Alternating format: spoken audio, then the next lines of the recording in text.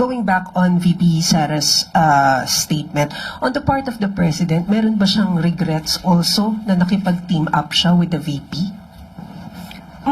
Wala po ako nadidinig sa Pangulo na siya po ay nanghinayang. Kung siya man po ay nakipag-team up sa Vice Presidente. Sa ugali po ng Pangulo, hindi po natin madidinig ang ganong mga klaseng negatibo mula sa kanya. Wala po tayong aasahan na anumang paninira kanino man. So, yan po ang Pangulo. Kung may nagsisisi man na sa kanya ay maka-team up siya, it's their loss, not the President's. Last na lang. Kasi tinawag ni VP na budol yung ginawa daw ni PBBM. Your thoughts on that? Budol? Talaga?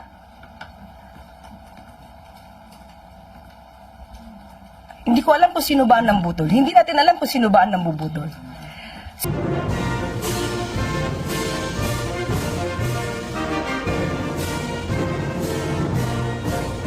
Magandang hapon po, Yusek. Vice President Duterte questioned our national debt. Ang sabi niya po, bakit 16 trillion pesos ang utang, pero walang nakikita. Dapat kapag may inutang, may nakikita. VP also expressed frustration po over the San Juanico Bridge being promoted as a tourist spot. Hindi daw po ito dapat tourist spot. How does Malacanang respond to this? Thank you po. May kasabihan nga tayo, ang hindi marunong tumingin sa pinanggalingan. Hindi talaga malalaman ang katotohanan. Okay, ang tandaan po natin, ang utang na 16 trillion ay kabuuang utang ng gobyerno simula pa noong mga nakaraang administrasyon. At tatandaan din po natin ng ang administrasyon ni dating Pangulong Duterte, ang naitalang may pinakamataas na naging utang na umabot ng 12.79 trillion as of June 2022. At solong utang po ng administrasyong Duterte ay umaabot po sa 6.84 trillion as of June 2022 at nagkaroon ng increase ng 115.1% sa pagkakautang. Sa ngayon po, pinipilit ng gobyerno ng ating pamahalaan na maiwasan po ng mga pag-utang at ninanais din po ng Pangulo at hinihiling na palakasin pa po natin ang ating ekonomiya at of course, ang pagbabayad ng tamang buwis para po maiwasan na natin ang pag-utang ng malaki at although ang gusto ng Pangulo ay talagang paangatin po ang ekonomiya at tugunan ang lahat ng pangangailangan ng ating taong bayan. Sa totoo lang po, may mga krisis na nangyayari, hindi po maiiwasan ang kailanganin ng pondo. Ang sabi po ni dating Vice Presidente, hindi daw po niya nakikita. Sa kanyang talumpati sa Australia, binanggit niya po na mayroong balita patungkol sa magagandang nangyayari sa ekonomiya.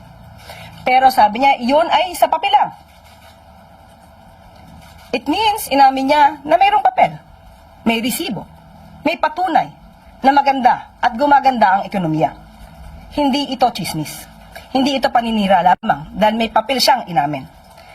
Hindi ba niya po nakikita ang dulot na naibibigay, tulong ng Bukas Centers, ang paglaki ng PhilHealth coverage, ang murang bigas, ang 3+1 promo ng LRT, MRT, ang fuel subsidies na ibibigay, at marami pang iba. Nakakalungkot po. Mahirap po talaga. Mahirap turuan ang walang alam at walang balak umalam. Mahirap din buksan ang mata ng bulag at nagbubulag-bulagan. Thank you, Kay. Sa susunod po ay si Miss Ivy Reyes ng Bilyonaryo. Good afternoon, Yusek. Still on Vice President. In that same speech, she said she regrets teaming up with President Marcos in 2022. That's one. Two, she doesn't think the President will give anything substantial in his SONA. And last, while she has no ill feelings for the President, she has a problem with his performance, pointing out the lack of direction of the admin. Yun lang po. Thank you. Yun nga po, paulit-ulit ang kanyang issue. wala na po yatang bago. Dati niya na po sinabi yan, nagsisisi siya. Pero talaga po sigurong ganyan na mangyayari dahil ang Pangulo po ang nais na mga makakasama niya sa kanyang administrasyon ay nagtatrabaho. Nagtatrabaho at mabilis umaksyon. So kung wala po nakikita ang Vice Presidente na maaaring gawin ng Pangulo, ganyan po talaga ang mangyayari kapag ka po hindi binubukas ang isipan at ang mata at ang puso para sa taong bayan. So, kung hindi po talaga siya makikinig at hindi niya po titignan ang mga records na nangyayari sa gobyerno, wala po talaga siyang malalaman. Thank you, Ivy. Next po is si Chloe Hufana ng Business World. Good afternoon, Yusek. With the Iranian parliament approving the closure of the Strait of Hormuz and global oil prices nearing $80 per barrel, will this development trigger the activation of the Philippines' oil contingency plans? Actually po, pinababatid ko po sa inyo na magkakaroon po ng meeting ang economic team with the President. At ang maibibigay ko po sa inyo ang detalye kung anong po ang mga plano. Bukas.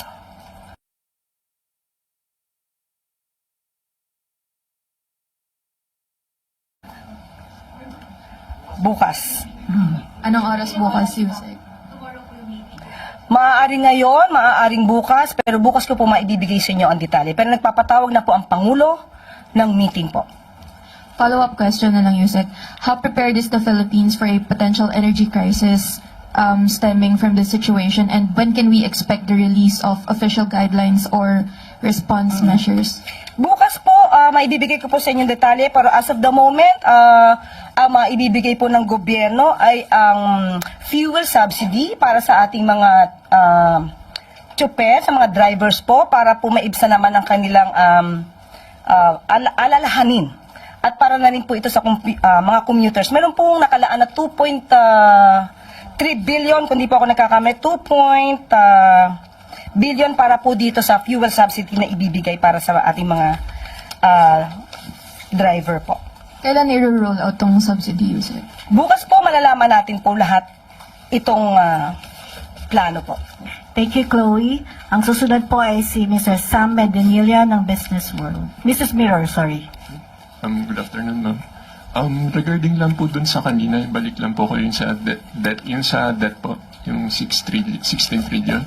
Are we For a still- while po, for a while. 2.5 billion pala ang nakalaan para sa fuel subsidy natin. Ay, base po dun sa mga ongoing economic developments, yung crisis sa Middle East, are we still confident na marireach po ng government yung 5.3% GDP, debt to GDP target ng DOF po? Naku, yan po talaga ang pinagdarasal natin. Pero sa mga nangyayari po at na hindi na po natin to kontrolado, ipanalangin po natin na maabot pa rin po natin. Pero pipilitin pa po sa abot na makakaya ng pamahalaan at sa mga direktiba po ng Pangulo, pipilitin po natin ma-attain pa rin po yan despite all of this. Tapos sa second question ko po, may update na receive na po kaya ni President Marcos yung copy ng Konektadong Pinoy Bill at saka meron na po ba siyang decision if he will veto it or not? Thank you.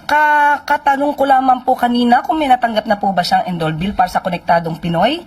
As of now, wala pa pong natatanggap, pero rest assured na kapag po natanggap ito ng Pangulo, pag-aaralan po itong mabuti para po sa lahat ng stakeholders, para po sa mga kababayan natin na nangangailangan po ng magandang internet connection at sa mga service provider din po.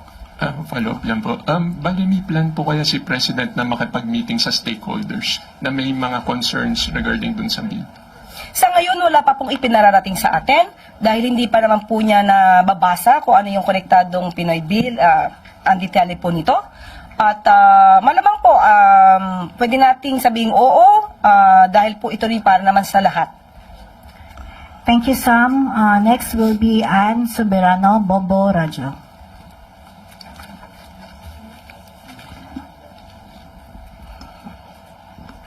Yusek, good afternoon.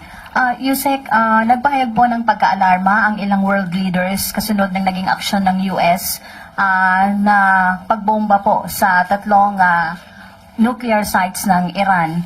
Ang sabi ng ibang mga world leaders ay nananawagan sila ng restraint at yung iba naman ay nananawagan sa Iran na makipag-usap sa US at Israel. Sa panig po ba ng Malacanang, sa panig po ni Pangulong Ferdinand Marcos Jr., ano po ba yung naging pahayag niya dito? Opo, ramdam po ng Pangulo, ramdam po ng gobyerno ang alalahanin ng mga leaders ng iba't ibang bansa dahil sa umiinit at tensyon sa rehiyon.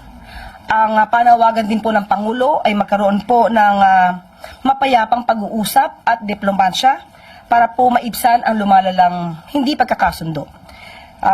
Kailangan din po manindigan para sa pandaigdigang kapayapaan para maging matatag po ang global community o pandaigdigang komunidad. Yan po ang mensahe ng Pangulo. Only follow-up, Yusek. Bukod po sa pagtaas ng presyo ng langis, ano po ba ang posibleng magiging epekto nito sa atin, sa bansa? Sa Magkakaroon to ng domino effect. Kasi kahit sabihin natin na magkakaroon ng fuel subsidy ang mga drivers natin para sa mga commuters, hindi maiiwasan na iindahin din po ito ng mga sa logistics, sa trading. So, yun po ang ipinagdarasan natin na maiwasan po natin at mabigyan ng magandang solusyon para po hindi masyadong mabigat ang daranasin ng mga kababayan po natin dahil dito sa tensyon na nangyayari sa Israel at Iran. Thank you po, Yusek. Thank you, Anne. One more question from Maricel Halili, TV5. Magandang hapon, Yusek. Yusek, going back on VP Sara's statement, on the part of the President, meron ba siyang regrets also na nakipag-team up siya with the VP? Wala po ako nadidinig sa Pangulo na siya po ay nanghinayang. Kung siya man po ay nakipag-team up sa Vice Presidente. Sa ugali po ng Pangulo, hindi po natin madidinig ang ganong mga klaseng negatibo mula sa kanya. Wala po tayong aasahan na anumang paninira kanino man. So, yan po ang Pangulo. Kung may nagsisisi man na sa kanya ay maka-team up siya, it's their loss, not the President's. Last na lang. Kasi tinawag ni VP na budol yung ginawa daw ni PBBM. Your thoughts on that? Budol? Talaga?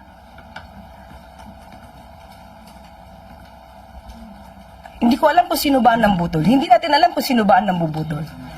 Sa panahon, sa nakikita po natin na pagtatrabaho ng Pangulo, sa pag-uutos sa amin na focus sa trabaho at hindi pamumulitika,